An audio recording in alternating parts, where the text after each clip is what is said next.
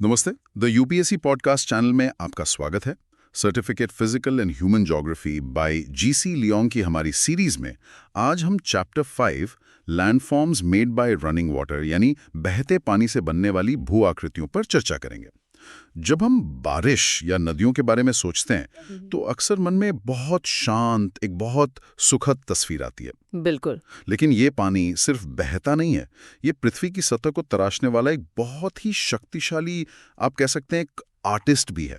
आज हम इसी आर्टिस्ट के काम को समझेंगे। बिल्कुल। और सबसे दिलचस्प बात पता है क्या है?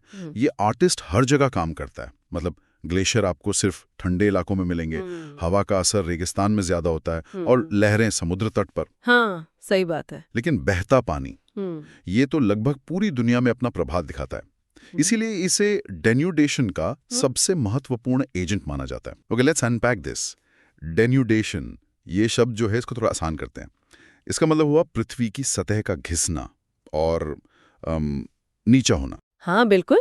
तो चलिए इस पूरी प्रक्रिया को एकदम शुरुआत से समझते हैं, जब बारिश की एक बूंद जमीन पर गिरती है। तो बारिश का पानी जब गिरता है तो उसका होता क्या है? सोर्स के मुताबिक इसके 3 रास्ते हैं।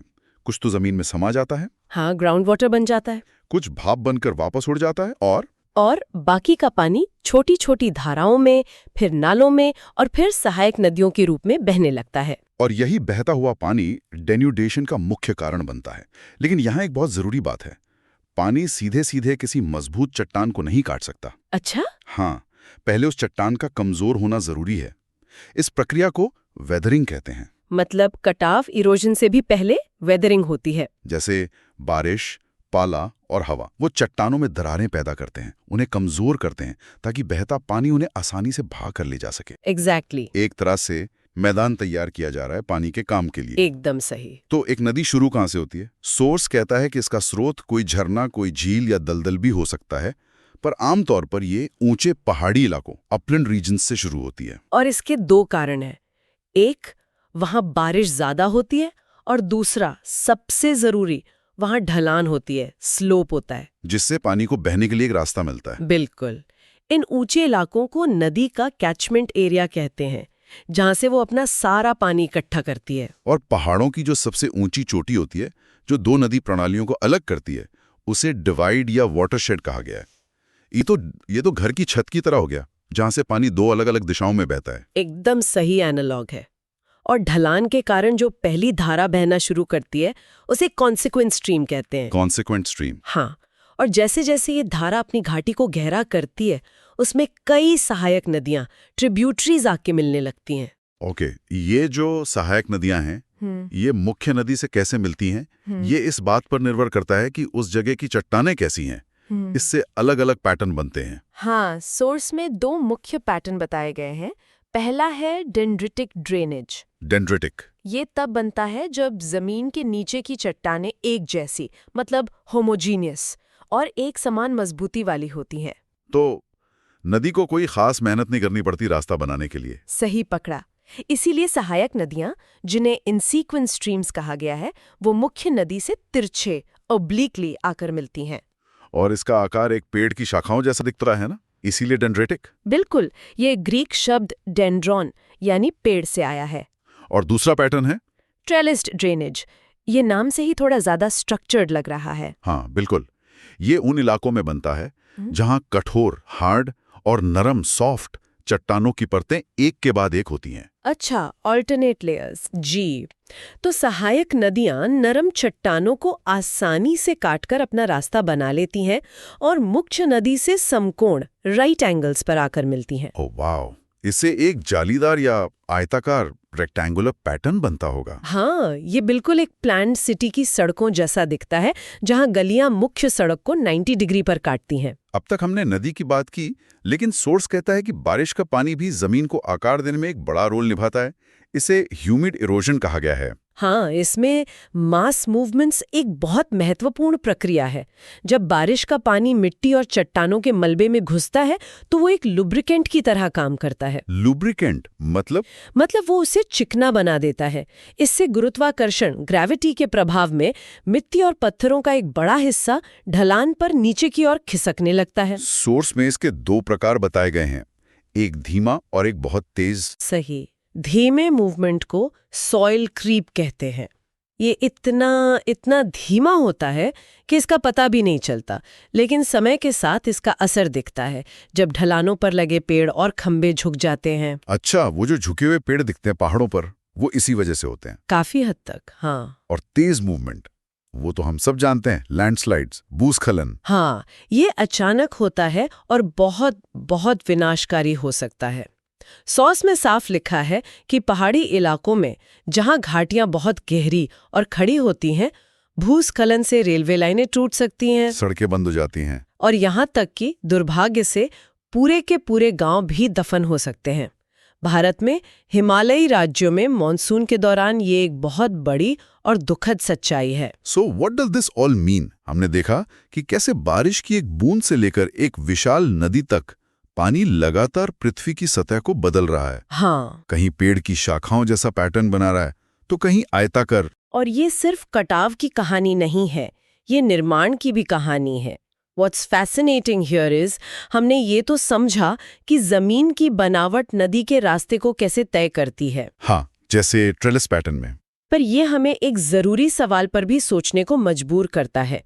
क्या हमेशा जमीन ही नदी को नियंत्रित करती है, या एक शक्तिशाली बहुत पुरानी नदी अंततः चट्टानों की परवाह किए बिना अपनी मर्जी से जमीन को नियंत्रित करना शुरू कर देती है? चलिए आगे बढ़ते हैं। ठीक है, तो अब हम नदी की कार्रवाई यानी रिवर एक्शन की प्रक्रियाओं पर चर्चा करेंगे। मतलब नदी जब बहती है तो वो सिर्फ पानी नहीं होती, वो अपने साथ एक पूरी दुनिया लेकर चलती है। बिल्कुल, और ये दुनिया उसके लोड से बनती है। ये कोई वजन वाला लोड नहीं, बल्कि वो सारा मटेरियल है जो नदी अपने साथ बहा कर ले जाती है। सोर्सेज इसे 3 मेन टाइप्स में बांटते हैं। हाँ, तो पहला टाइप है मटेरियल्स इन सॉल्यूशन। ये तो ऐसा हो गया जैसे हमने पानी में चीनी या नमक घोल दिया हो, दिखता नहीं पर है। एग्जैक्टली, ये वो मिनरल्स हैं जो पानी में पूरी तरह घुल जाते हैं। जैसे लाइमस्टोन के इलाकों में कैल्शियम कार्बोनेट पानी में घुल जाता है और नदी के साथ बह जाता है, एक अदृश्य यात्री की तरह। अच्छा, और दूसरा है मटेरियल्स इन सस्पेंशन। ये वो चीजें हैं जो पानी में घुली नहीं हैं पर तैर रही हैं, जैसे रेत, गाद और कीचड़। हाँ, इसका सबसे अच्छा एग्जाम्पल है बारिश के मौसम में नदियों का मटमैला पानी।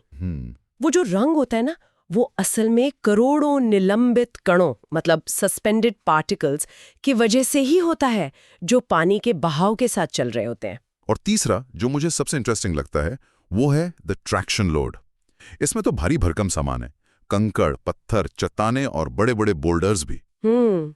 ये नदी की तली में लुढ़कते हुए या घिसटते हुए चलते हैं। सोचिए, ये नदी के हेवी गुड्स व्हीकल हैं।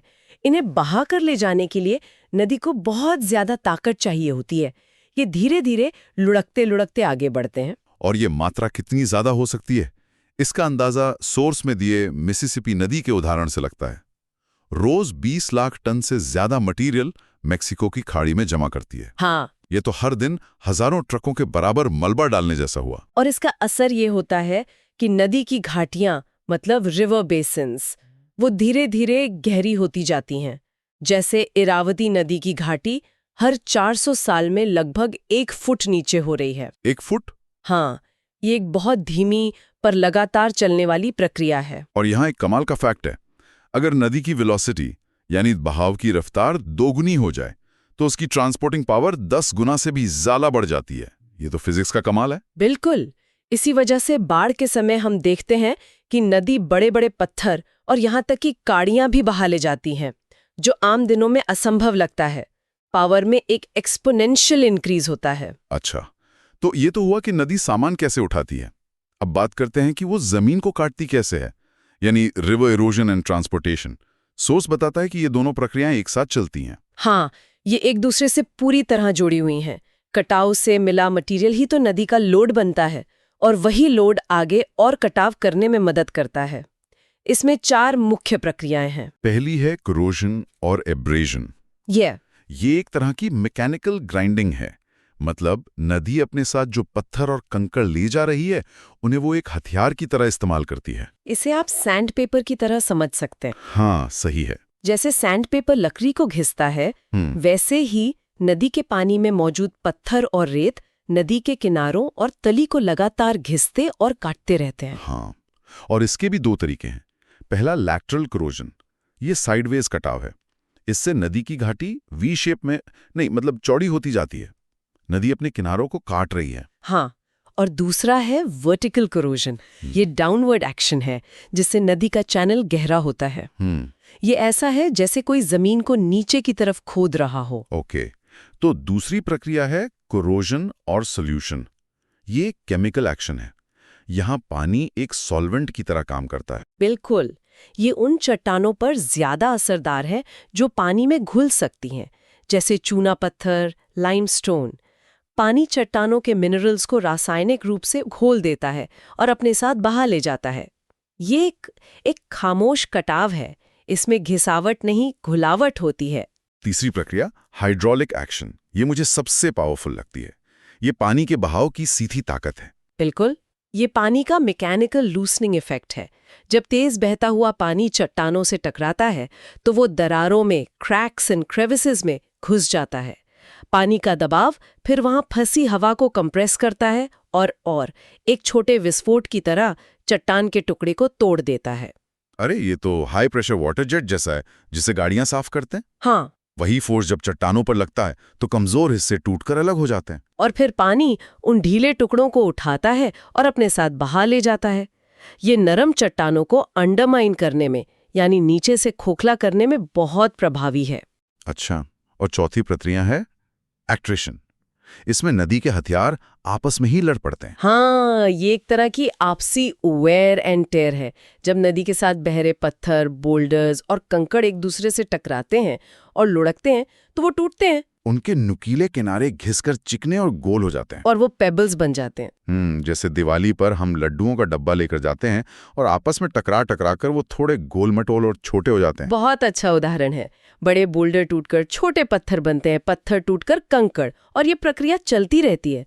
जो ज्यादा महीन मटेरियल होता है वो फिर नदी के साथ और आगे तक बहता चला जाता है। तो ये थी वो 4 मुख्य प्रक्रियाएं: कोरोजन, हाइड्रोलिक एक्शन और एट्रिशन। इनसे नदी जमीन का चेहरा बदलती है। हाँ, और ये प्रक्रियाएं नदी के अलग अलग हिस्सों में अलग अलग तीव्रता से काम करती हैं, जिससे विभिन्न प्रकार के लैंडफॉर्म्स बनते हैं। चलिए अब आगे बढ़ते हैं। ठीक है, अब हम एक नदी के सफर पर, कोर्स ऑफ अ रिवर पे चर्चा करेंगे। जरूर। तो किसी भी नदी की कहानी को हम 3 हिस्सों में बांट सकते हैं, है ना? हाँ, बिल्कुल। जैसे हमारी जिंदगी के स्टेजेस होते हैं। वही बचपन, जवानी और बुढ़ापा। तो वैसे ही नदी का भी एक अपर कोर्स है, यानी पहाड़ी सफर, जो उसकी जवानी है, अ स्टेज ऑफ यूथ। बिल्कुल, ये वो स्टेज है जहां नदी फुल ऑफ एनर्जी है, एक तरह से रेबेलियस है और दुनिया को बदलने निकली है। और फिर आता है मिडिल कोर्स, मैदानी इलाकों वाला, जहां वो थोड़ी शांत और मैच्योर हो जाती है, जिम्मेदारियां उठाती है। राइट। और आखिर में लोअर कोर्स, जब वो समंदर में मिलने वाली होती है, उसका बुढ़ापा, एन ओल्ड एज, जहां वो बहुत धीमी और शांत हो जाती है। हाँ, एकदम। तो आज हम बात करेंगे इसी रिबेलियस फेस की, नदी की जवानी की, उसके माउंटेन कोर्स की। जब वो पहाड़ों से निकलती है पूरी ताकत और जोश में। जब भी नदी पहाड़ों की खड़ी ढलानों से, स्टीप स्लोप से नीचे उतरती है तो इसका एक ही मकसद होता होगा, तोड़-फोड़ और आगे बढ़ना। इसका मुख्य काम क्या होता है? इसका मुख्य काम होता है वर्टिकल करोजन।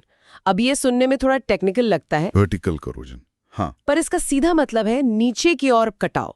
नदी के पास इतनी ज्यादा स्पीड और ग्रेविटेशनल फोर्स होती है कि वो अगल-बगल फैलने के बजाय अच्छा, अपनी सारी ताकत जमीन को नीचे की तरफ काटने में लगा देती है। वो अपनी घाटी को लगातार गहरा खोदती जाती है। अच्छा, तो ये हॉरिजॉन्टल एक्सपेंशन के बारे में सोचती नहीं, बस वर्टिकल डेप्थ पर फोकस करती है। बिल्कुल। जैसे कोई स्टूडेंट सिर्फ एक ही सब्जेक्ट में पीएचडी करना चाहता हो, उसे बाकी दुनिया से मतलब नहीं। तो इसी वजह से पहाड़ों में हमें वो गहरी, संकरी और वी शेप की घाटियां देखने को मिलती हैं। एग्जैक्टली, वो वी शेप इसी रिलेंटलेस डाउनवर्ड कटिंग का नतीजा है। और जब चट्टानें बहुत ज्यादा सख्त या रेजिस्टेंट हों तो घाटी के किनारे टूटकर गिरते नहीं और वो एकदम खड़ी दीवारों जैसी हो जाती हैं। तब ये वी शेप्ड वैली एक गॉर्ज बन जाती है। अच्छा, कश्मीर में इंडस गॉर्ज को देखें तो लगता है जैसे किसी ने पहाड़ को आरी से काट दिया हो। और अगर यही चीज किसी सूखे रेगिस्तानी इलाके, एरिड रीजन में हो, जहां बारिश भी नहीं होती कि वो किनारों को थोड़ा नरम कर सकें, तब तो ये और भी एक्सट्रीम हो जाता है। बारिश की कमी की वजह से घाटी के किनारों पर वेदरिंग, यानी चट्टानों का टूटना फूटना, ना के बराबर होता है। राइट। नदी बस नीचे काटती रहती है और किनारे सीधी दीवारों की तरह खड़े रहते हैं। नतीजा ये होता है कि घाटी और भी ज्यादा गहरी और खड़ी दीवारों वाली हो जाती है। इन्हें कैनियंस कहते हैं। कैनियंस, जैसे ग्रैंड कैनियन। हाँ, अमेरिका का ब्राइस कैनियन भी इसका एक क्लासिक उदाहरण है। उसकी तस्वीरें देखें तो लगता है जैसे किसी ने जमीन पर जायंट स्कल्पचर्स बना दिए हों।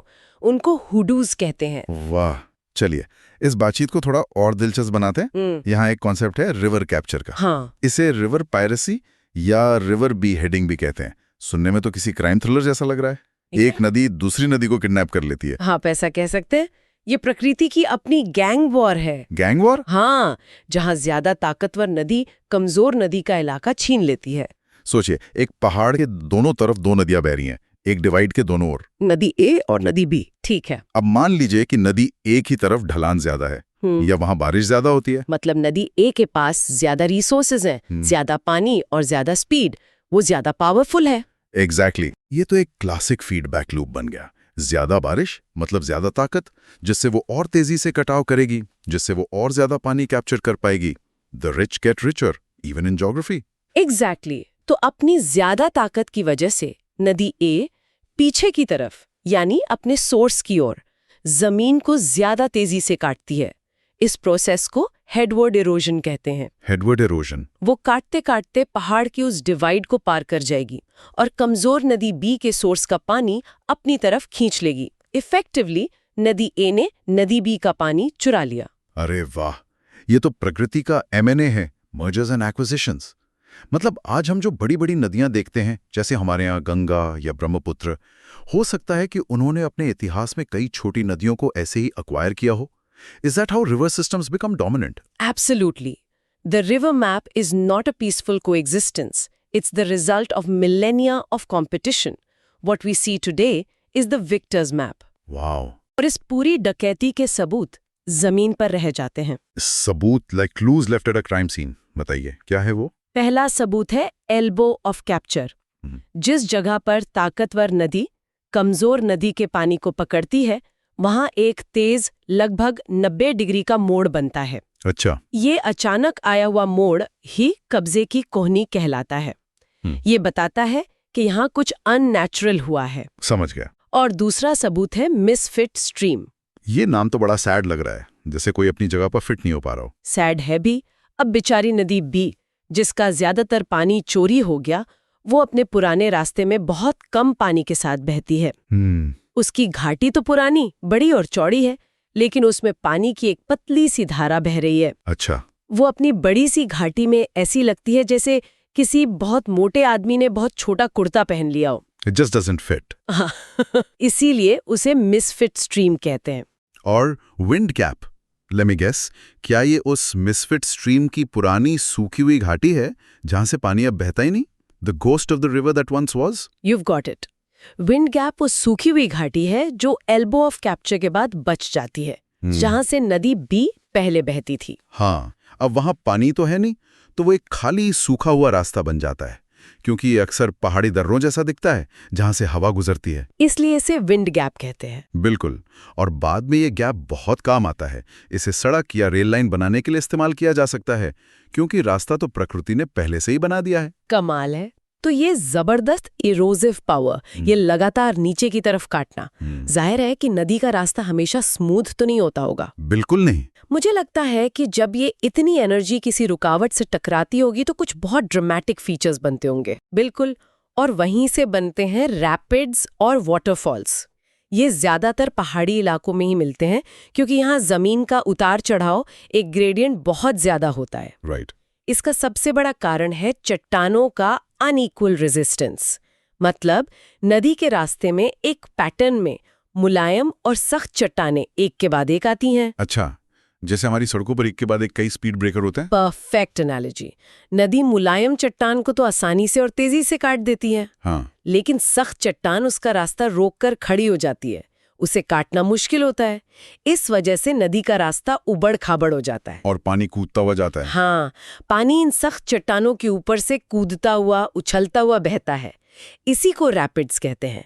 रिवर राफ्टिंग के लिए ये जगह जन्नत होती हैं। तो अगर रैपिड्स स्पीड ब्रेकर हैं, तो क्या होता है जब बहुत बड़े विशाल का स्पीड ब्रेकर आ जाए? क्या उसके लिए भी कोई टर्म है जब वो इतने बड़े हों कि जहाज को भी रोक दें? हाँ, जब ये रैपिड्स बहुत बड़े और विशाल हो जाते हैं तो उन्हें कैटरैक्ट्स कहा जाता है। कैटरैक्ट्स? ये इतने बड़े हो सकते हैं कि नेविगेशन को नामुमकिन बना दें। जैसे नील नदी पर, नाइल रिवर पर 5 बड़े कैटरैक्ट्स हैं जो जहाज़ों के रास्ते में बड़ी रुकावट डालते हैं। और वाटरफॉल तो इसका सबसे ड्रामेटिक, सबसे सिनेमैटिक रूप है, जब नदी अचानक काफी ऊंचाई से नीचे गिरती है। पानी जब इतनी जोर से नीचे गिरता होगा तो बेस पर तो काफी असर डालता होगा। बहुत ज्यादा। वहां प्लंज पूल जैसी कोई चीज बनती है ना? हाँ, प्लंज पूल एक तरह का नेचुरल स्विमिंग पूल है, पर उसमें तैरना एडवाइजेबल नहीं होगा। सही बात है। जब पानी इतनी जोर से और इतनी ऊंचाई से नीचे गिरता है तो वो अपने फोर्स और साथ लाए हुए पत्थरों से झरने के बेस पर लगातार हमला करता है। राइट। इससे वहां एक गहरा गड्ढा बन जाता है जिसमें पानी भरा रहता है। इसे ही प्लंज पूल कहते हैं। दिलचस्प है। तो झरने बनते कैसे हैं? मुझे लगता है इसके पीछे भी अलग अलग जियोलॉजिकल वजहें होंगी। हाँ, वाटरफॉल्स बनने के पीछे कई कारण हो सकते हैं। मोटे तौर पर 4 मुख्य तरीके हैं। अच्छा। पहला और सबसे कॉमन तरीका है जब नदी के रास्ते में आड़े में यानी ट्रांसवर्सली कोई सख्त चट्टान की परत आ जाए। ठीक है। नदी उसके ऊपर से बहती है और नीचे की मुलायम चट्टान को ज्यादा तेजी से काटती रहती है। धीरे धीरे सख्त चट्टान एक लेज की तरह बाहर निकल आती है और नदी उसके ऊपर से गिरने लगती है। मतलब झरना अपनी ही मेहनत से अपना रास्ता बना रहा है। बिल्कुल। अमेरिका का नियाग्रा फॉल्स जो 167 फीट ऊंचा है, इसका क्लासिक उदाहरण है। वो हर साल थोड़ा थोड़ा पीछे खिसक रहा है क्योंकि वो लगातार अपनी बेस रॉक को इरोड कर रहा है। वाओ। गुयाना का कयत्योर फॉल्स जो लगभग 825 फीट ऊंचा है, भी इसी तरह बना है। ओके। दूसरा तरीका फॉल्ट लाइन स्कार्प की वजह से है। ये तो नदी की मेहनत नहीं बल्कि जमीन की अंदरूनी हलचल का नतीजा लगता है। तो जमीन का एक हिस्सा दूसरे हिस्से के मुकाबले ऊपर उठ जाता है या नीचे धंस जाता है। इससे एक खड़ी चट्टान या क्लिफ बन जाती है जिसे स्कार्प कहते हैं। अच्छा। अब नदी जब बहते बहते वहां पहुंचती है तो उसे उस क्लिफ से नीचे गिरना पड़ता है, जिससे एक जबरदस्त झरना बनता है।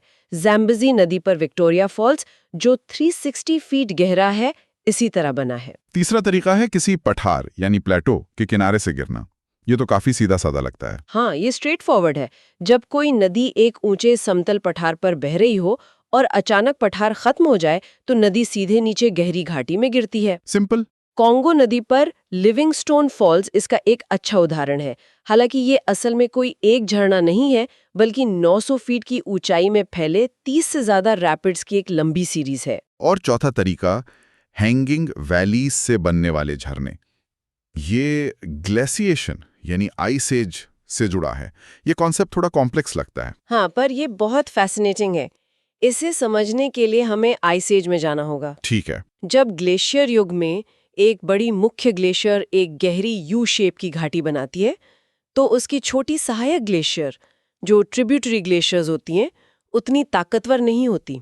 अच्छा। इसलिए वो उतनी गहरी घाटी नहीं बना पाती।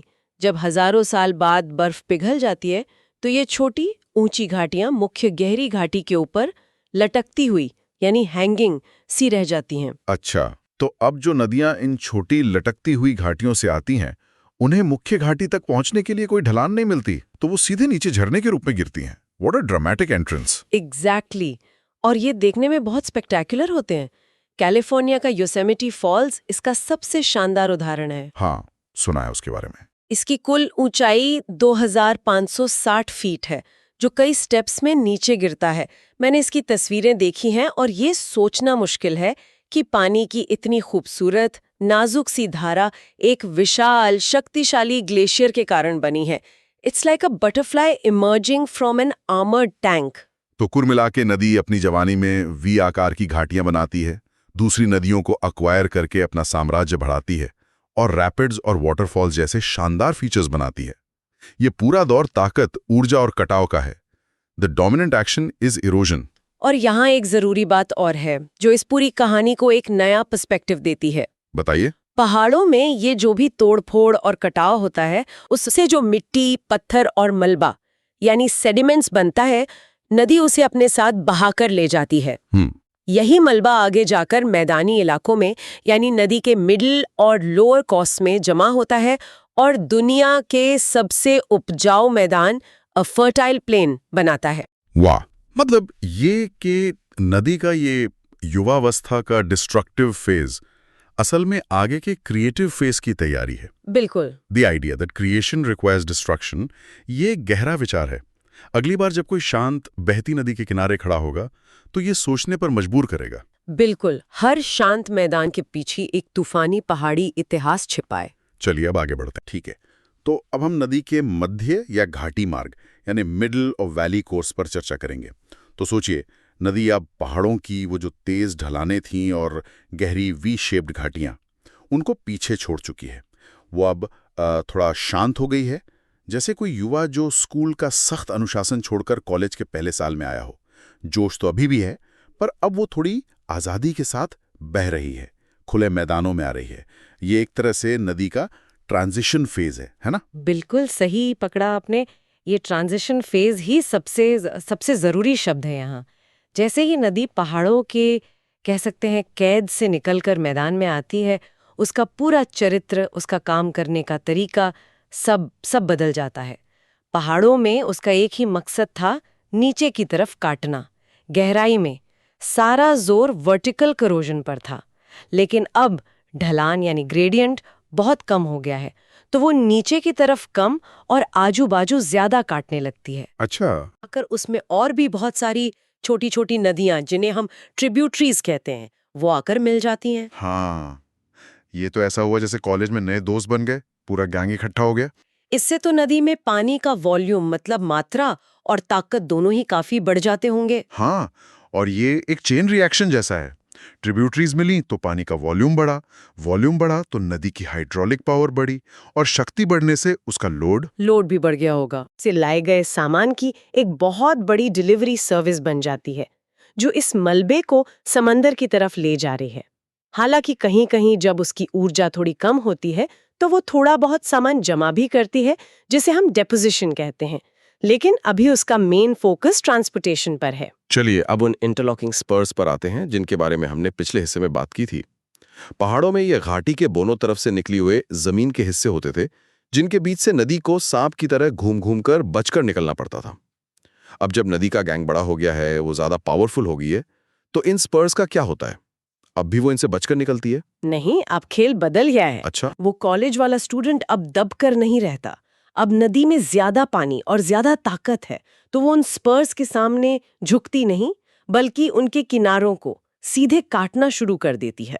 वाह। वो अब रुकावटों से बचकर नहीं निकल रही, बल्कि उन्हें हटा रही है। या जो इंटरलॉकिंग स्पर्स पहले एक दूसरे में फंसे हुए लगते थे, अब नदी उन्हें काट काट कर उनके सिरों को ट्रिम कर देती है।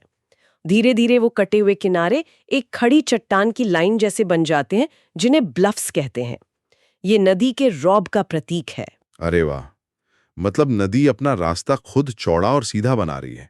लेकिन सोर्स ये भी कहता है कि घाटी को चौड़ा करने में सिर्फ नदी का ही हाथ नहीं होता। Rain wash, soil creep, landslides और गलिंग, ये भी इसमें मदद करते हैं। ये सब क्या है? ये तो नदी के हेल्पर्स जैसे लग रहे हैं जो साइड से उसकी मदद कर रहे हैं। आप इन्हें नदी के सहयोगी कह सकते हैं। बिल्कुल। ये सब वेदरिंग और मास मूवमेंट के एजेंट्स हैं जो घाटी की दीवारों पर काम करते हैं। देखिए, नदी तो सिर्फ अपने तल पे काम कर रही है, लेकिन घाटी के किनारे तो खुले हैं। रेन वॉश मतलब जब बारिश का पानी ढलानों से मिट्टी को धोकर नदी में ले आता है। गलिंग इसका एक ज्यादा अग्रेसिव रूप है, जब तेज बारिश का पानी छोटी छोटी नालियां बनाकर किनारों को काटता है। और ये सॉइल क्रीप, ये नाम सुनने में बड़ा धीमा लगता है। ये बहुत ही धीमी, लगभग अदृश्य प्रक्रिया है, लेकिन बहुत असरदार है। गुरुत्वाकर्षण के कारण मिट्टी बहुत धीरे धीरे इंच दर इंच ढलान से नीचे खिसकती है। आप इसे ऐसे समझिए जैसे किसी मेज पर बिछे मोटे कपड़े को अगर आप रोज हल्का हल्का धक्का दें तो हफ्तों बाद वो नीचे लटकने लगता है। सॉइल क्रीप भी वैसा ही है। ओह, ओके। ये इतना धीमा होता है कि पता भी नहीं चलता, लेकिन हजारों सालों में ये घाटी के किनारों को बहुत चौड़ा कर देता है। और फिर आते हैं लैंडस्लाइड्स, जो अचानक होते हैं और घाटी के किनारों का एक बड़ा हिस्सा तोड़कर एक ही बार में नीचे गिरा देते हैं। ये सब मिलकर घाटी को लगातार चौड़ा करते रहते हैं, जबकि नदी बीच में अपना काम कर रही होती है। यहाँ एक और दिलचस्प बात है जो थोड़ी कंफ्यूजिंग लग सकती है। सोर्स कहता है कि नदी का वेग यानी वेलोसिटी इस कोर्स में कम नहीं होती, बल्कि ट्रिब्यूटरीज के मिलने से और चैनल के ज्यादा एफिशिएंट होने से बढ़ भी सकती है। लेकिन फिर भी वो अपना कुछ लोड जमा कर देती है। अगर स्पीड कम नहीं हुई तो वो अपना सामान नीचे क्यों रख रही है? ये तो थोड़ा काउंटर इंट्यूटिव है। ये बहुत अच्छा सवाल है और ये इस स्टेज की सबसे बड़ी पहेलियों में से एक है। इसका जवाब नदी में पानी की मात्रा यानी वॉल्यूम ऑफ फ्लो और उसकी लोड कैरिंग कैपेसिटी के बीच के रिश्ते में छिपा है। देखिए, सामान्य दिनों में नदी अपनी क्षमता के अनुसार लोड लेकर चलती है। अगर कहीं लोड उसकी क्षमता से थोड़ा ज्यादा हो जाए, खासकर जो ज्यादा भारी पत्थर या मलबा है, तो वो उसे जमा कर देगी। अच्छा। लेकिन असली खेल होता है बाढ़ के समय। जब फ्लड आता है तो नदी का वॉल्यूम और उसकी ताकत कई गुना बढ़ जाती है। तब उसकी कटाव करने की शक्ति, इरोसिव पावर और सामान ढोने की क्षमता, लोड कैरिंग कैपेबिलिटी आसमान छूने लगती है।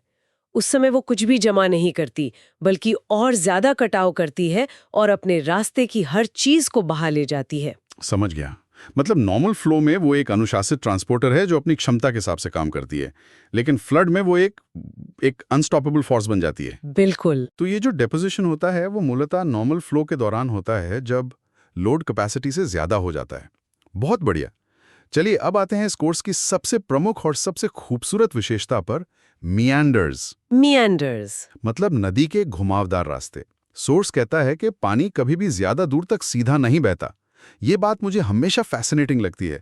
इतनी शक्ति होने के बावजूद भी नदी आसान सीधा रास्ता क्यों नहीं लेती? वो ये घुमावदार लंबा रास्ता क्यों चुनती है? इसका कारण जमीन की बनावट और पानी की अपनी फितरत में छिपा है। जमीन कभी भी पूरी तरह से सपाट और एक जैसी नहीं होती। नदी के रास्ते में कहीं कठोर चट्टान आ गई या कहीं नरम मिट्टी का पैच आ गया, तो पानी हमेशा सबसे आसान रास्ता चुनता है, the path of least resistance. वो उस रुकावट से टकराकर मुड़ जाता है। और एक बार हल्का सा मोड़ शुरू हुआ तो फिर फिजिक्स अपना काम करती है और वो मोड़ समय के साथ और बड़ा और घुमावदार होता जाता है। इसी घुमावदार रास्ते को मियांडर कहते हैं।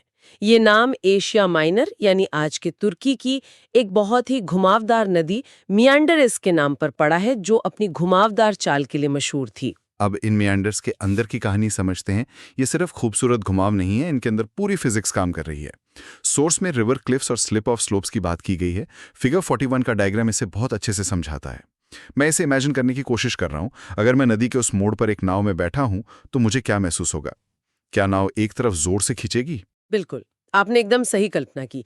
जब नदी किसी मोड़ पर घूमती है तो सेंट्रीफ्यूगल फोर्स के कारण पानी मोड़ के बाहरी किनारे यानी आउटर बैंक पर जोर से टकराता है। ठीक वैसे ही जैसे तेज मोड़ पर बस के मुड़ने पर हम सब बाहर की तरफ फिक जाते हैं। हाँ। इस लगातार टक्कर और तेज बहाव से बाहरी किनारा कटता रहता है और वहां एक खड़ी ढलान या चट्टान जैसी बन जाती है, जिसे रिवर क्लिफ कहते हैं। ये हिस्सा गहरा होता है क्योंकि यहाँ कटाव यानी इरोजन सबसे ज्यादा होता है। इसे कॉनकेव बैंक भी कहते हैं। एक मिनट, ये थोड़ा कंफ्यूजिंग है। मतलब नदी इतनी ताकतवर है कि वो बाहरी किनारे पर चट्टान यानी रिवर क्लिफ काट रही है, लेकिन भीतरी किनारे पर इतनी कमजोर हो जाती है कि वो अपना सामान वहीं छोड़ देती है। ये सब एक ही मोड़ पर हो रहा है। बहुत ही शानदार सवाल है। यहीं पर मियांडर की असली खूबसूरती छिपी हुई है। होता यह है कि जब पानी बाहरी किनारे से टकराता है तो वो सिर्फ सीधा नहीं बहता, वो एक कॉक्सक्रू यानी घुमावदार मोशन में नीचे की तरफ जाता है और फिर मोड़ के तल से होते हुए भीतरी किनारे की तरफ उठता है। अच्छा। आप इसे फिग 41 में RS एरो से देख सकते हैं। ये एक 3D मूवमेंट है जिसे हेलिकॉइडल फ्लो कहते हैं। ये बॉटम करंट अपने साथ बाहरी किनारे से काटा हुआ मलबा जैसे कि शिंगल, सैंड वगैरह को भीतरी किनारे की तरफ धकेलता है। अच्छा, तो ये एक अंडर वाटर करंट है जो मलबे को एक किनारे से उठाकर दूसरे किनारे पर फेंक रहा है। बिल्कुल। और भीतरी किनारे यानी इनर बैंक पर पानी का बहाव बाहरी किनारे के मुकाबले बहुत धीमा होता है। ओके। इसलिए वहां नदी की ऊर्जा कम हो जाती है और वो अपने साथ लाया हुआ मलबा वहीं जमा कर देती है। इस लगातार जमाव से वहां एक हल्की ढलान वाला रेतीला किनारा बन जाता है, जिसे स्लिप ऑफ स्लोप कहते हैं। यह हिस्सा उथला यानी शैलो होता है और यहाँ डेपोजिशन होता है। इसे कॉन्वेक्स बैंक कहते हैं। तो एक ही मोड़ पर एक ही समय में नदी दो बिल्कुल उल्टे काम कर रही हैं। एक तरफ जोरदार कटाव और दूसरी तरफ शांति से जमाव। बिल्कुल, मैंने कई नदियों के किनारे ये देखा है। गंगा किनारे ऋषिकेश या हरिद्वार में भी एक तरफ तेज धारा होती है और किनारा एकदम कटा हुआ गहरा होता है, और दूसरी तरफ रेत का एक लंबा मैदान जैसा बना होता है जहां लोग अक्सर कैंपिंग करते हैं या शाम को घूमते हैं। तो वो असल में स्लिप ऑफ स्लोप ही होता है। वही होता है। सोर्स में जो संग मुआरा नदी की तस्वीर दी गई है उसमें भी ये साफ दिख रहा है कि एक तरफ कटाव है और दूसरी तरफ रेत जमा हो गई है, और यहीं से शायद इंसानी बस्तियों की भी शुरुआत हुई होगी। ये स्लिप ऑफ स्लोप्स खेती के लिए, पानी तक पहुंचने के लिए सुरक्षित जगह रही होंगी। आपने एक बहुत ही महत्वपूर्ण बात कही है, यही वो सो व्हाट फैक्टर है। दुनिया की ज्यादातर प्राचीन सभ्यताएं जो नदियों के किनारे बसीं, वो इन्हीं स्लिप ऑफ स्लोप्स पर या उसके आसपास के फ्लड प्लेन्स पर बसीं। ये धीमी ढलान वाली उपजाऊ जमीन खेती के लिए और नदी तक पहुंचने के लिए सबसे सुरक्षित जगह थी। सही बात है। रिवर क्लिफ वाला किनारा खतरनाक और अस्थिर होता है, लेकिन स्लिप ऑफ स्लोप वाला किनारा स्थिर और उपयोगी होता है। तो जब हम पढ़ते हैं कि सभ्यताएं नदियों के किनारे पनपीं, तो हम असल में मिएंडर्स की इसी डेपोजिशन की प्रक्रिया का धन्यवाद कर रहे होते हैं। कमाल है। मतलब एक भौगोलिक प्रक्रिया ने मानव इतिहास की दिशा तय कर दी। अब इन दोनों कॉन्सेप्ट्स को, मिएंडर्स और इंटरलॉकिंग स्पर्स को जोड़ते हैं। सोर्स एक बहुत जरूरी बात कहता है कि मिडिल कोर्स में मिएंडर्स सिर्फ डाउनस्ट्रीम स्विंग की शुरुआत होते हैं। इसका मतलब है कि यहाँ घुमाव तो शुरू हो गए हैं, लेकिन वो अभी बहुत ज्यादा आजाद नहीं है, बहुत बड़े नहीं है। क्यों? उन्हें कौन रोक रहा है? वो अपनी मर्जी से क्यों नहीं घूम सकते? उन्हें घाटी के किनारे और वो जो बचे खुचे इंटरलॉकिंग स्पर्स हैं वो रोकते हैं। अच्छा, याद है वो कॉलेज वाला स्टूडेंट? वो अब हॉस्टल में तो है, लेकिन अभी भी कॉलेज कैंपस के दीवारों के अंदर है। वो पूरी तरह से आजाद नहीं हुआ है। हाँ, नदी घूमना तो चाहती है, लेकिन अभी भी वो एक सीमित दायरे में बंधी हुई है। वो इन स्पर्स के बीच से ही अपना रास्ता बनाती है, जिससे मिएंडर्स बनते हैं। आप फिगर 40 में देख सकते हैं कि कैसे नदी स्पर्स के साथ साथ घूम रही है, और जहां वो घूमती है वहां अंडरकट स्लोप्स यानी रिवर क्लिफ्स बना रही है। ये मिएंडर्स अभी घाटी की चौड़ाई से ज्यादा बड़े नहीं हो सकते। तो पूरी तरह से खुले बड़े बड़े मिएंडर्स जैसे हम अक्सर उत्तर भारत के मैदानों में देखते हैं, जहां नदी किलोमीटर तक घूमती रहती है, वो कहाँ बनते हैं? वो हमें नदी के अगले चरण यानी लोअर कोर्स में देखने को मिलते हैं। वहां जमीन बिल्कुल समतल होती है, कोई स्पर, कोई ब्लफ नहीं होता जो नदी को रोके। वहां नदी पूरी तरह से आजाद होती है। वो कॉलेज का स्टूडेंट अब ग्रेजुएट हो चुका है और दुनिया में कहीं भी जाने के लिए स्वतंत्र है। मिडिल कोर्स में वो बस इस आजादी की तैयारी कर रही है, अपने घुमावों को विकसित कर रही है। तो संक्षेप में, नदी के मिडिल कोर्स में हमने देखा कि नदी पहाड़ों से निकलकर शांत होती है, पर अपनी ट्रिब्यूटरीज की वजह से शक्तिशाली भी हो जाती है। वो अपनी घाटी को नीचे की बजाय साइड में चौड़ा करती है। वो रुकावटों से बचने की बजाय उन्हें काटने लगती है, और सबसे जरूरी, वो सीधे रास्ते की बजाय घुमावदार रास्ते यानी मिएंडर्स बनाती है, जिसमें एक ही जगह पर कटाव और जमाव दोनों प्रक्रियाएं एक साथ चलती हैं। बिल्कुल, ये वो चरण है जहां नदी अपनी युवावस्था की बेलगाम ऊर्जा को एक परिपक्व और रचनात्मक दिशा देती है। वो अब सिर्फ विनाश नहीं कर रही, बल्कि मैदानों के परिदृश्य को, लैंडस्केप को एक नया आकार देना शुरू कर रही है। ये नदी के जीवन का एक बहुत ही संतुलित और महत्वपूर्ण पड़ाव है, जो आने वाले जीवन के लिए यानी लोअर कोर्स के लिए जमीन तैयार करता है। चलिए अब आगे बढ़ते हैं। ठीक है, तो पहाड़ों में नदी की तोड़फोड़ और मिडिल कोर्स की ट्रांसपोर्ट कंपनी वाली जिम्मेदारियां हमने समझ ली। अब हम नदी के सफर के अंतिम मैदानी हिस्से पर चर्चा करेंगे, जिसे द लोअर और प्लेन कोर्स कहते हैं। बिल्कुल। ये नदी के जीवन का वो दौर है जहां वो पहाड़ों की तेजी और जवानी को पूरी तरह पीछे छोड़ चुकी है। अब वो एक शांत, चौड़ी और कह सकते हैं एक गहरी नदी बन गई है, जो समंदर से मिलने की तैयारी कर रही है। अच्छा।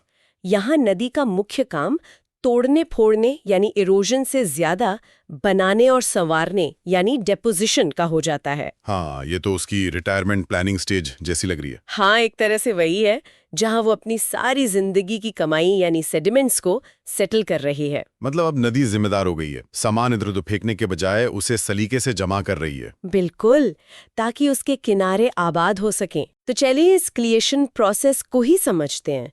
सबसे पहले तो जैसे ही नदी मैदानों में आती है उसकी स्पीड एकदम से ड्रॉप हो जाती है। हाँ, क्योंकि ग्रेडियंट यानी ढलान लगभग खत्म हो जाता है। अब वो अपने साथ लाए भारी मलबे को, डिब्री को और ज्यादा ढो नहीं पाती। तो वर्टिकल कोरोजन मतलब नीचे की तरफ कटाव वो तो बंद ही हो गया होगा। लगभग बंदी हो जाता है, लेकिन लैटरल कोरोजन यानी किनारों का कटाव अभी भी थोड़ा बहुत जारी रहता है। अच्छा, इसीलिए वो और चौड़ी होती जाती है। एकदम।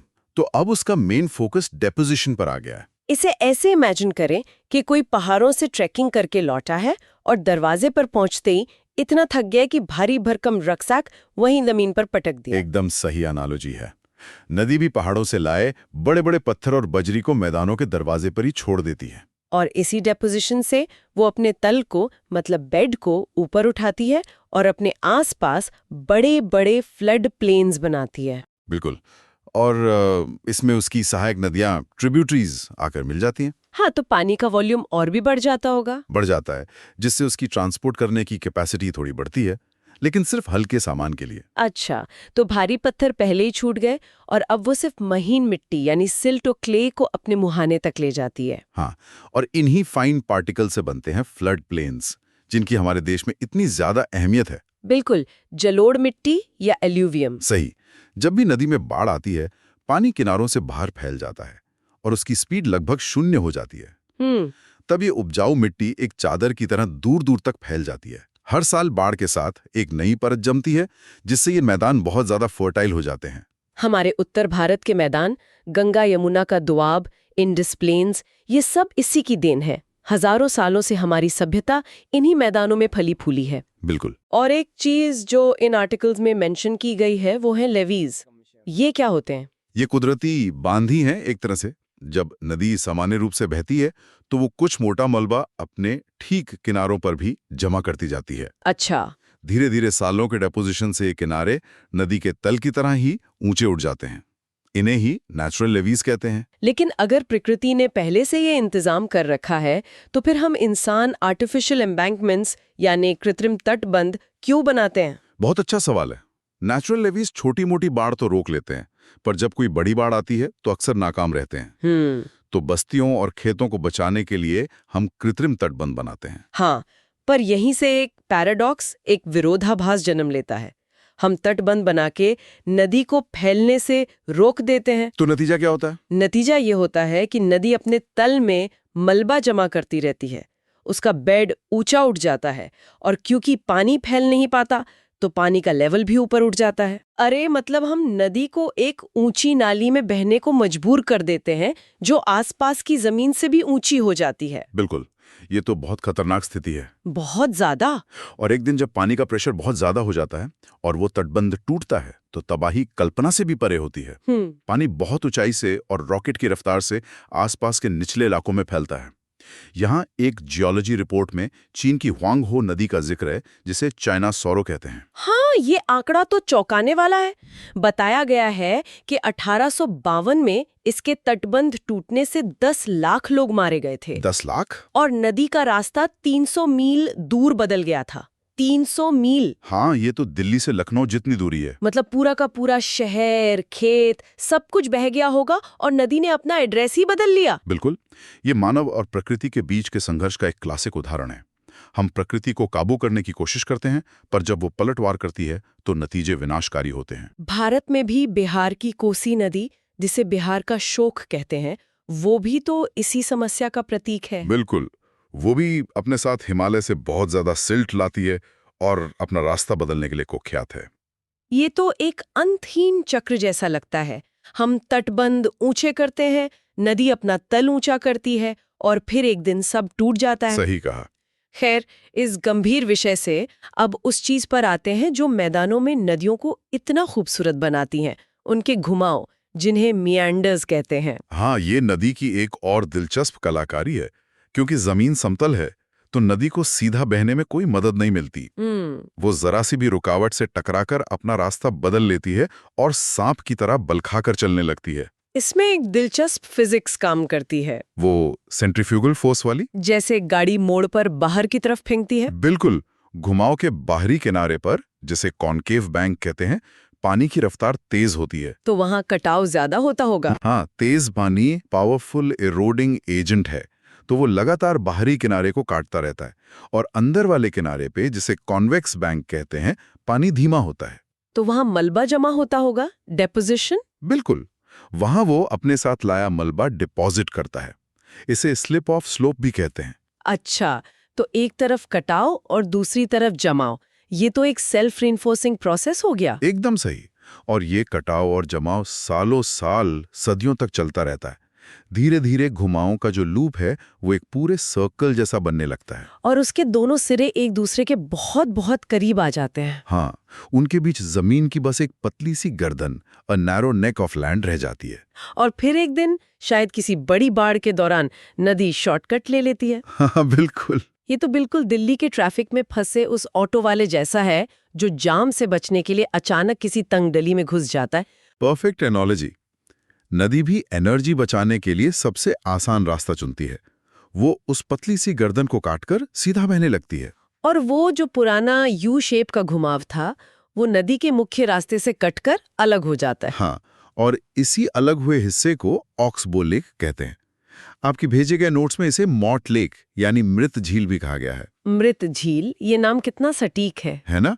क्योंकि ये नदी का एक मरा हुआ, छोड़ा हुआ हिस्सा है। और फिर समय के साथ इनका क्या होता है? क्या ये हमेशा झील बनी रहती हैं? नहीं, धीरे धीरे बाढ़ की मिट्टी और किनारों से गिरी वनस्पति से ये झील भरने लगती है। अच्छा। पहले ये एक दलदल यानी स्वैम्प या मार्श बनती है और फिर हजारों सालों में पूरी तरह सूखकर मैदान का हिस्सा बन जाती है। मतलब प्रकृति में कुछ भी परमानेंट नहीं है। ये झीलें एक तरह से नदी के पुराने रास्तों की निशानियां हैं। बिल्कुल, और इनका इकोलॉजिकल इंपॉर्टेंस भी बहुत ज्यादा है। वो कैसे? ये शांत पानी के स्रोत बन जाते हैं जो अपने आप में एक अलग इकोसिस्टम को जन्म देते हैं। इनमें मछलियां, जली पौधे और कई तरह के कीड़े मकोड़े पनपते हैं जो पक्षियों को आकर्षित करते हैं। अरे वाह, मतलब ये बायोडाइवर्सिटी हॉटस्पॉट्स बन जाते हैं। हाँ, उत्तर प्रदेश और बिहार में गंगा के मैदानों में ऐसी कई झीलें हैं जिन्हें स्थानीय भाषा में ताल या चौड़ कहते हैं। ये तो फैसिनेटिंग है। अब नदी के जीवन के अंतिम पड़ाव पर आते हैं, जब वो समंदर से मिलती है। यहाँ वो अपनी बची खुची सारी मिट्टी जमा कर देती है, जिसे हम डेल्टा कहते हैं। हाँ, ये नदी के जीवन का ग्रैंड फिनाले है। एक दिलचस्प बात यह है कि ये नाम ग्रीक अक्षर डेल्टा से आया है। अच्छा? हाँ, इतिहासकार हेरोडोटस ने जब नील नदी के मुहाने को देखा तो उसकी त्रिकोणीय आकृति बिल्कुल इस अक्षर जैसी थी और तभी से ये नाम पड़ गया। क्या बात है। तो ये बनता कैसे है? क्या होता है जब मीठा पानी खारे पानी से मिलता है? जब नदी का मीठा पानी समंदर के खारे पानी से मिलता है और उसकी गति लगभग 0 हो जाती है, हाँ। तो एक केमिकल रिएक्शन भी होता है जिससे मिट्टी के कण आपस में चिपककर भारी हो जाते हैं और नीचे बैठने लगते हैं। नदी अपने साथ लाई सारी महीन मिट्टी वहीं जमा कर देती है। और इस जमाव से रुकावट पैदा होती होगी? बिल्कुल, और नदी एक धारा में आगे नहीं बढ़ पाती, तो वो रास्ता बनाने के लिए कई छोटी छोटी धाराओं में बढ़ जाती है। इन धाराओं को डिस्ट्रीब्यूटरीज कहते हैं, ट्रिब्यूटरीज का उल्टा। बिल्कुल सही पॉइंट है। ट्रिब्यूटरीज नदी में आकर मिलती हैं, उसे बड़ा बनाती हैं। डिस्ट्रीब्यूटरीज नदी के पानी को समंदर में बांट देती हैं। और ये डेल्टा कितने बड़े हो सकते हैं? ये अविश्वसनीय रूप से बड़े हो सकते हैं। जैसे एक रिपोर्ट में उदाहरण है कि गंगा ब्रह्मपुत्र का डेल्टा, जिसे हम सुंदरबन के नाम से जानते हैं, हाँ। वो लगभग पूरे पश्चिम मलेशिया जितना बड़ा है। पूरे पश्चिम मलेशिया जितना? हाँ, जरा सोचिए, 2 नदियां अपने साथ इतनी मिट्टी लाती हैं कि एक देश के बराबर का जमीनी टुकड़ा बना दे। ये तो सच में हम्बलिंग है। और ये जमीन तो लगातार बढ़ भी रही हो भी। हाँ, यहाँ इटली की पो नदी का एक जिक्र है। बताया गया है कि उसका डेल्टा हर साल 40 फीट से ज्यादा बढ़ रहा है। 40 फीट? और एड्रिया शहर, जो कभी ईसा के समय में एक सी पोर्ट था, आज समंदर से लगभग 15 मील यानी करीब 24 किलोमीटर अंदर है। मतलब नदी ने इतनी जमीन बना दी कि पूरा का पूरा शहर लैंडलॉक्ड हो गया। कमाल है। ये दिखाता है कि जियोलॉजिकल प्रोसेसेस कितने शक्तिशाली हो सकते हैं। लेकिन सभी डेल्टा एक जैसे नहीं होते। आपके भेजे गए नोट्स में कुछ प्रकार भी बताए गए हैं। हाँ, जैसे मिसिसिपी नदी का डेल्टा बर्ड्स फुट डेल्टा कहलाता है। हाँ, उसकी शाखाएं पक्षी के पंजे जैसी दिखती हैं। और नील, गंगा और मेकांग के डेल्टा आर्क्यूएट यानी पंखे के आकार, फैन शेप्ड के होते हैं। ये सबसे क्लासिक डेल्टा शेप है। तो इसका मतलब ये हुआ कि हर नदी जो समंदर में मिलती है वो डेल्टा नहीं बना सकती। कुछ खास शर्तें पूरी होनी चाहिए। बिल्कुल, तो एक अच्छा बड़ा डेल्टा बनाने की रेसिपी क्या है? हाँ, इसकी एक पूरी रेसिपी है। सोर्स मटेरियल के मुताबिक 5 मुख्य सामग्री चाहिए। अच्छा। पहला, नदी के ऊपरी हिस्से में एक्टिव इरोजन होना चाहिए ताकि डेल्टा बनाने के लिए भरपूर सेडिमेंट या मलबा मिले। Right, no raw material no product. दूसरा, समंदर का किनारा शेल्टर्ड यानी शांत होना चाहिए। ज्यादा तेज लहरें या ज्वार भाटा टाइड्स नहीं होने चाहिए, वरना वो सारी जमा की हुई मिट्टी को बहा कर ले जाएंगे। मतलब आप घर बना रहे हैं और कोई आकर बार बार फाउंडेशन बहा ले जाए तो घर कभी नहीं बनेगा। बिल्कुल। तीसरा, डेल्टा के पास का समंदर उथला यानी शैलो होना चाहिए। अगर समंदर एकदम से बहुत गहरा हो जाएगा तो सारी मिट्टी उसी खाई में समा जाएगी। ठीक है, फाउंडेशन मजबूत और ऊंचा होना चाहिए। चौथा, नदी के रास्ते में कोई बड़ी झील नहीं होनी चाहिए, क्योंकि झील एक फिल्टर या सेडिमेंट ट्रैप की तरह काम करती है। अच्छा, वो सारी मिट्टी वहीं रोक लेंगी। हाँ, नदी जब झील से बाहर निकलती है तो वो साफ पानी होता है जिसमें सेडिमेंट नहीं होता। मतलब कोई मिडलमैन नहीं होना चाहिए जो सारा माल बीच में ही रख ले। हाँ, सही है।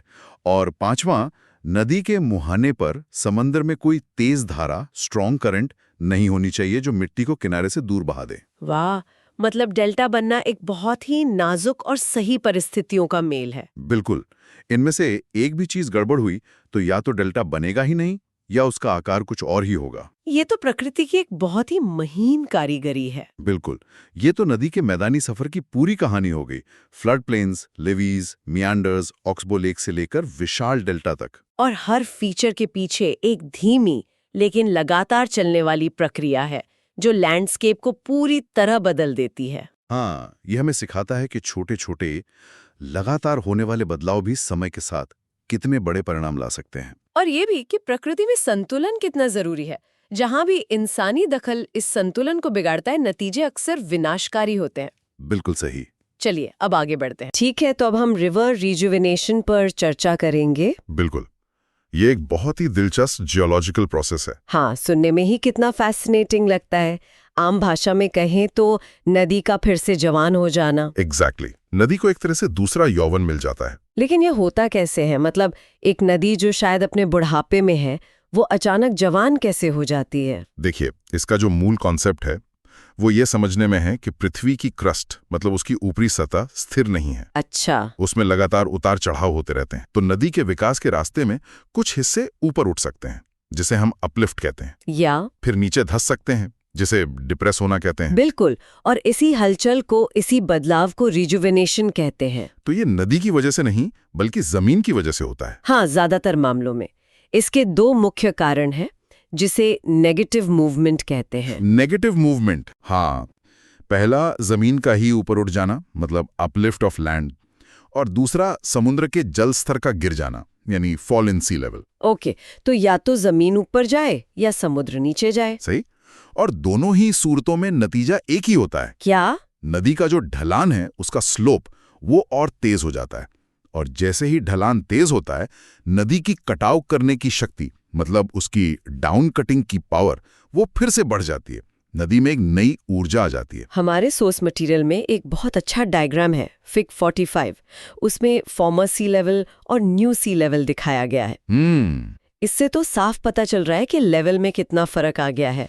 लेकिन उसमें एक शब्द है निक पॉइंट। ये क्या चीज है? ये सुनने में बड़ा टेक्निकल लगता है। ये बहुत जरूरी पॉइंट है, डायग्राम की मदद से समझिए। जब समुद्र का स्तर नीचे जाता है तो नदी का जो पुराना बाढ़ का मैदान था, जो फ्लड प्लेन था, वो अब ऊंचाई पर रह जाता है। अच्छा, वो एक तरह से सूखी जमीन बन गया अब। हाँ, और नदी अपनी नई ऊर्जा से उसी पुराने फ्लड प्लेन को काटना शुरू कर देती है। मतलब अपनी ही बनाई जमीन को खोदना शुरू कर देती है। बिल्कुल। और जब वो ऐसा करती है तो नदी के दोनों तरफ सीढ़ी जैसी आकृतियां बन जाती हैं। अच्छा, इन्हीं को टेरेस कहते हैं। ओके, तो ये जो टेरेस हम देखते हैं वो नदी के पुराने फर्श हैं। एकदम सही। और अब आते हैं निक पॉइंट पर। निक पॉइंट या रिजुविनेटेड हेड, ये वो जगह है जहां नदी का पुराना हल्का ढलान वाला प्रोफाइल और नया तेज ढलान वाला कटा हुआ प्रोफाइल आकर मिलते हैं। जैसे किसी स्लाइड के बीच का हिस्सा अचानक और ज्यादा ढलान वाला हो जाए। क्या बढ़िया एनालॉजी है। बिल्कुल वही। और असल दुनिया में इन निक पॉइंट्स पर अक्सर रैपिड्स या छोटे झरने बन जाते हैं। कमाल है। ठीक है, तो ये तो हुआ बेसिक प्रोसेस, लेकिन नदी के अलग अलग हिस्सों पर, मतलब अपर, मिडिल और लोअर कोर्स, इन पर इसका क्या असर होता है? वह सर अलग अलग होता है। अपर कोर्स में, मतलब पहाड़ों में, जहां घाटियां पहले से ही गहरी होती हैं, रिजुविनेशन उन्हें और भी गहरा बना देता है। तो वहां और खड़ी ढलान वाली गॉर्ज बन जाती होंगी। हाँ, स्टीप साइडेड गोर्जेस। और मिडिल और लोअर कोर्स में, मतलब मैदानों में? वहां असर सबसे ज्यादा ड्रामेटिक होता है। मैदानों में नदी आमतौर पर साइड में कटाव ज्यादा करती है, जिसे लैटरल कोरोजन कहते हैं। फैल कर चलती है। हाँ, लेकिन रिजुविनेशन के बाद उसकी सारी ऊर्जा नीचे की तरफ कटाव करने में लग जाती है, मतलब वर्टिकल कोरोजन हावी हो जाता है। तो जो नदी के पुराने घुमाव होते हैं, जो मियांडर्स होते हैं, उनका क्या होता है? वही तो सबसे दिलचस्प बात है। वो पुराने मियांडर्स और गहरे कट जाते हैं। इससे एक नई गहरी खाई जैसी घाटी बनती है, और नदी के इन गहरे मियांडर्स को एंट्रेंच्ड या इंसाइज्ड मियांडर्स कहते हैं। वाह, इसके कुछ असली दुनिया के उदाहरण हैं? कहीं है ऐसे कमाल के इंसाइज्ड मियांडर्स? अरे बिल्कुल है। दुनिया का सबसे प्रसिद्ध उदाहरण है अमेरिका की कोलोराडो नदी, जिसने ग्रैंड कैनियन बनाया है। ग्रैंड कैनियन, वो तो रिजुविनेशन का नतीजा है। जी हाँ, वो पूरा इलाका ऊपर उठा, अपलिफ्ट हुआ, और कोलोराडो नदी उसे काटती चली गई। आज ग्रैंड कैनियन कुछ हिस्सों में लगभग 1 मील गहरा है। 1 मील? हाँ, 10 मील चौड़ा और 300 मील लंबा। ये एक जीता जागता उदाहरण है। इसके अलावा जर्मनी की मोसेल नदी, इंग्लैंड में डरहम की वेयर नदी और वेल्स की वाई वैली, ये सब क्लासिक एग्जाम्पल्स हैं। ये तो हुई नेगेटिव मूवमेंट की बात। क्या इसका उल्टा भी होता है, मतलब पॉजिटिव मूवमेंट? हाँ, बिल्कुल होता है। पॉजिटिव मूवमेंट तब होता है जब जमीन धंस जाए या समुद्र का जल स्तर बढ़ जाए। तो इसका असर भी उल्टा ही होता होगा। एकदम उल्टा। तट के पास की जमीन डूब जाती है, घाटियां डूब जाती हैं, और नदी की कटाव की शक्ति कमजोर पड़ जाती है। वो सुस्त हो जाती है और बहुत सारा सेडिमेंट जमा करने लगती है। अच्छा। ऐसा क्वार्टर हाइस एज के दौरान हुआ था, जब ग्लेशियरों का पानी पिघलकर समुद्र में मिला और सी लेवल काफी बढ़ गया था। ये तो सच में हैरान करने वाला है। चलिए अब जरा गियर बदलते हैं। नदियां सिर्फ भूगोल का हिस्सा नहीं है, ये तो इंसानी सभ्यता की लाइफलाइन रही हैं। सही कहा आपने। तो इनके फायदे और नुकसान क्या-क्या हैं इंसानी नजरिए से? देखिए, नदियों का सबसे बड़ा उपयोग हमेशा से ट्रांसपोर्ट और कॉमर्स में रहा है। जब सड़कें नहीं थीं, रेलवे नहीं थे, तब नदियां ही चीफ हाईवे थीं। हाँ, ये तो है। चीन की यांगजी कियांग नदी को देखिए, मुहाने से 1000 मील अंदर तक नेविगेबल है। अमेज़न तो 2300 मील तक। बाप रे! नील नदी, Mississippi, Saint Lawrence, Rhine, Danube, Congo, Murray Darling, Mekong, Irrawaddy, ये सारी नदियां अपने अपने इलाकों की आर्थिक जान रही हैं। इनका इस्तेमाल लकड़ी के लट्ठों को आरा मिल तक पहुंचाने, भारी सामान का निर्यात करने और खाद्य सामग्री और कच्चे माल का आयात करने, इन सब कामों में होता है। लेकिन ये सब इतना आसान भी नहीं होगा। सोर्स कहता है कि नदियों के 3 काम, इरोजन, ट्रांसपोर्टेशन, डिपोजिशन, इंसानों के लिए फायदे और नुकसान दोनों लाते हैं। तो दिक्कतें क्या-क्या आती है? दिक्कतें बहुत हैं। सबसे पहली तो नेविगेशन में ही रुकावट आती है। रैपिड्स और वाटरफॉल्स जहाजों का रास्ता रोकते हैं। दूसरी बड़ी समस्या है बंदरगाहों की। लोअर कोर्स में नदी इतनी ज्यादा सिल्ट जमा करती है कि बंदरगाह भर जाते हैं और बड़े जहाज किनारे तक नहीं आ पाते। अच्छा, तो इसीलिए डेल्टा की तुलना में एस्चुएरी बंदरगाहों के लिए बेहतर होती हैं। एग्जैक्टली। और इस सिल्ट को हटाने का समाधान बहुत महंगा है। या तो आर्टिफिशियल बंदरगाह बनाओ या लगातार ड्रेजिंग करो। और कुछ नदियां तो अपना रास्ता भी बदलती रहती हैं। हाँ, जैसे भारत में कोसी नदी, जिसे बिहार का शोक कहते हैं, ये भी एक बहुत बड़ी समस्या है। और पानी का उतार चढ़ाव। मौसमी बदलावों से पानी का स्तर इतना घट बढ़ जाता है कि नेविगेशन मुश्किल हो जाता है। फिर दलदली इलाकों में बीमारियां फैलती हैं, वाटरबॉर्न डिजीजेस। और सबसे भयानक शायद बाढ़ होती है। बिल्कुल।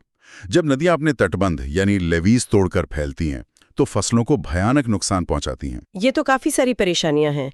लेकिन सोर्स ये भी कहता है कि अक्सर नदियों के फायदे उनके द्वारा की गई तबाही से कहीं ज्यादा होते हैं। और ये बात बिल्कुल सच है। अब अच्छाइयों की बात करते हैं। हाँ, सबसे पहला और सबसे बड़ा फायदा है हाइड्रो इलेक्ट्रिक पावर, बिजली। हाँ, अपर कोर्स में खड़ी घाटियां और झरने बिजली बनाने के लिए नेचुरल साइट्स हैं, और इसी बिजली से मेटलर्जी, इंजीनियरिंग और एल्यूमिनियम गलाने जैसे बड़े उद्योग चलते हैं। और सिंचाई, कम बारिश वाले इलाकों के लिए तो ये वरदान है। बिना किसी शक के। मिस्र को नील नदी का तोहफा कहते हैं, थाईलैंड का चाओ फ्राया बेसिन, भारत के सिंधु गंगा के मैदान, ये सब नदियों की ही देन है। और कम्युनिकेशन के लिए भी इनका महत्व है। हाँ, नदी घाटियां और विंड गैप्स पहाड़ी इलाकों में सड़क और रेलवे बनाने के लिए आसान रास्ते देते हैं। और खेती, बाढ़ के मैदान तो दुनिया के सबसे उपजाऊ इलाकों में से हैं। बिल्कुल, इसीलिए दुनिया की सबसे घनी आबादी और बड़े-बड़े शहर इन्हीं के किनारे बसे हैं। डेल्टा का भी जिक्र है। हाँ, उपजाऊ डेल्टा। गंगा डेल्टा में दुनिया का लगभग सारा जूट होता है। नील डेल्टा बेहतरीन क्वालिटी के कॉटन और चावल की कई फसलों के लिए मशहूर है। तो एक तरह से ये सब जुड़ा हुआ है। उपजाऊ हिंटलैंड बड़े बंदरगाहों को सपोर्ट करते हैं। आपने बिल्कुल सही समझा। न्यू ऑर्लियंस के पीछे मिसिसिपी का बेसिन है, रॉटरडैम के पीछे राइनलैंड है और कलकत्ता के पीछे पूरा इंडो गैंगेटिक प्लेन। और भी कई फायदे हैं, जैसे मछली पकड़ना। जी, नदियों और झीलों में ताजे पानी की मछली। नदी अपने साथ जो ऑर्गेनिक मैटर लाती है वो मछलियों के लिए भोजन का काम करता है। और हमारे घरों और इंडस्ट्रीज के लिए पानी। हाँ, पीने के लिए सीवरेज और उद्योगों के लिए पानी। जैसे लंकाशायर की कपड़ा मिलें मिलस्टोन ग्रिड के सॉफ्ट वाटर का इस्तेमाल धुलाई, रंगाई और ब्लीचिंग के लिए करती हैं। और आखिर में एक पॉलिटिकल एंगल भी है। हाँ, राजनीतिक सीमाएं। नदियां देशों के बीच प्राकृतिक बॉर्डर बनाती हैं, जैसे मैकांग नदी लाओस और थाईलैंड के बीच, या यालू नदी उत्तरी कोरिया और रूस के बीच। तो नदियां सिर्फ पानी का बहाव नहीं, बल्कि सभ्यता का बहाव है। क्या बात कही है, बिल्कुल। निर्माता भी और विनाशक भी। ठीक है, तो हम उम्मीद करते हैं कि आपको जीसी लियोंग की certificate physical and human geography के chapter 5 landforms made by running water पर हमारी आज की चर्चा पसंद आई होगी। यूपीएससी विषयों पर ऐसी और चर्चाओं के लिए द यूपीएससी पॉडकास्ट चैनल को सब्सक्राइब करें। धन्यवाद। जय हिंद।